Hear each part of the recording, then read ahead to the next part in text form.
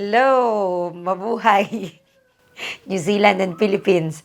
Hi guys! Welcome back to my channel. I'm RJ.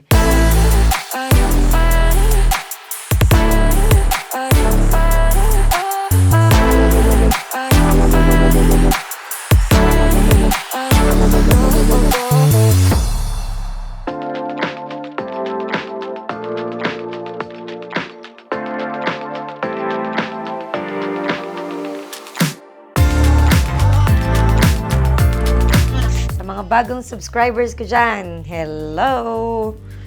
Acting kalat na tayo, London, New Zealand, Pilipinas, kung saan-saang ibang bansa. Kaya, mabuhay. So ngayon, today's video, i-unbox ko sa inyo tong, di ko alam kung familiar kayo, this is Celine bag that according sa Wikipedia, ang pronunciation nito apparently is Triomphe. Yeah, Triomphe leather bag, Celine. Okay? Box ko to, guys. Actually, early birthday gift ko to. Wow! Early birthday gift.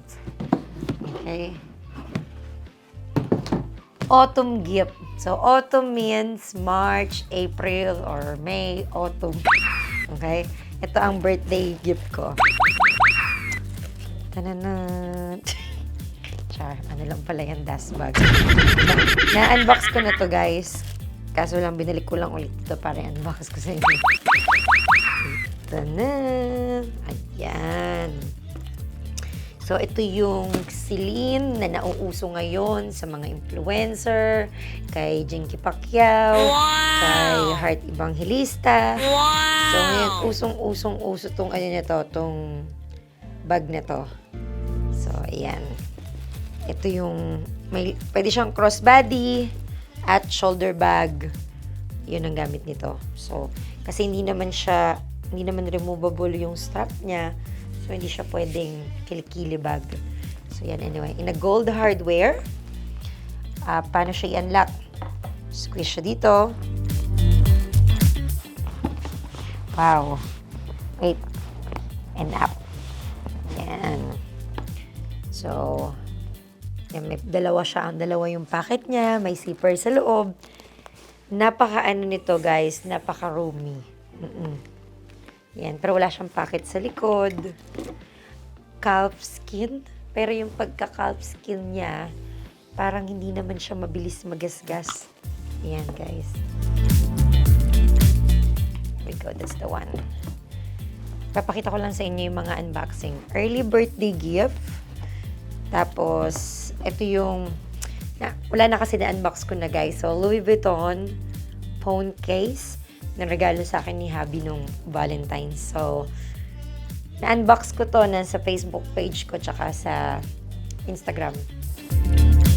So, nga pala, yung price nito, kasi galing to sa Australia lang kasi may Celine, walang Celine dito sa New Zealand. So, ang price nito is 5,300 Australian dollars.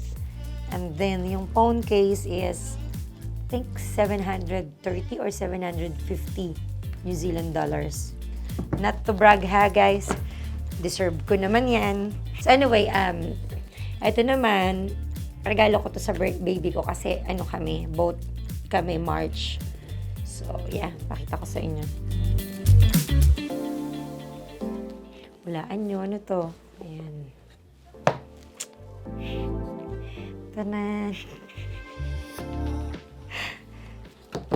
Guys, ano to? Hair clip. Okay? For baby. Hair clip. Ito, set na siya. Parang 600, alam ko 650 New Zealand dollars. Set na siya ng 3. So, kung ganap kayo pang regalo sa baby nyo, yeah, ito. Hindi ko lang alam pag converted sa peso kung magkano ang 650. Nasa 15,000 pesos. Not sure, feeling ko. Yan. So, yeah. That's all, guys. Short unboxing lang. So, Para makita nyo. Next time, gagawan ko to ng comparison dun sa Bobby bag kasi medyo hawig sila ng Bobby bag ko eh. Okay?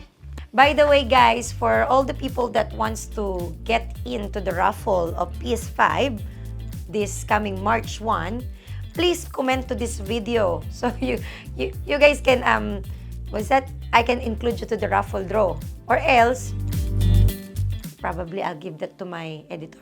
I just want to let all the watchers, all the people who's watching my video, the PS5 raffle is only in New Zealand fans. That's all, guys. Thank you for watching. Please, keep share po yung mga posts ko.